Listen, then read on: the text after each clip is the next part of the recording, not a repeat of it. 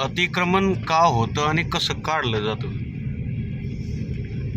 आता हे बघा, ही सरकारी इमारत रस्त्यापासून दूर आहे, तिथं अतिक्रमण काढायची गरज नाही पडली. आता हे बाजूला बघा, आता आपण पुढं बघूयात, खूप अतिक्रमण काढलेलं आहे. पण समस्या ही आहे की अतिक्रमण होतं का. कोणतंही गाव असो, कोणतंही शहर असो, गावामध्ये जे सरपंच असतात, उपसरपंच असतात, प्रत्येकाच्याच काळामध्ये अतिक्रमण वाढत जातं. समस्या ही आहे की म्हणजे असा प्रश्न हा आहे की त्यांच्या काळात का वाढतं. कसं असतं, सरपंच उपसरपंच की जनप्रतिनिधी कोणाच्याही विरोधात जाण्याची इच्छा ठेवत नाही. त्यांनाही बिचाऱ्यांना निवडणुका लढायच्या असतात.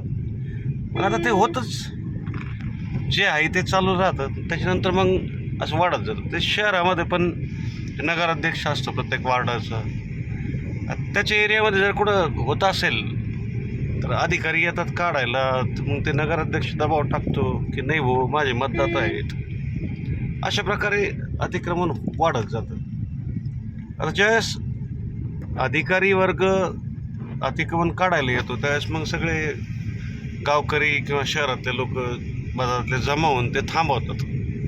कधी कधी चांगला अधिकारी येतो आणि मग ते सगळ्याची लावतो. पण अधिकाऱ्याला मग मंत्री मुख्यमंत्री सगळ्यांचं समर्थन पण आवश्यक असतं. आता हे पहा, ह्या गावामधून पहिलं एक गाडी काढणं अवघड होतं. जेवढा रोड दिसतोय ना पक्का, त्याच्यावर पण मग पार्किंग होती लोकांची. तर मधल्या भागातून गाडी निघायच्या, लय अवघड व्हायचं.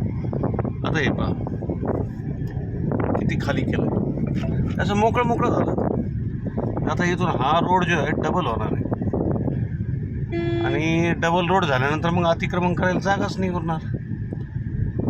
जे समजदार लोक असतात ते अगोदरच आपलं बांधकाम असं करतात की ते अतिक्रमण जागेमध्ये येतच नाही. तरी मग त्यांनाही अतिक्रमण काढल्याची जी परेशानी ती होत नाही.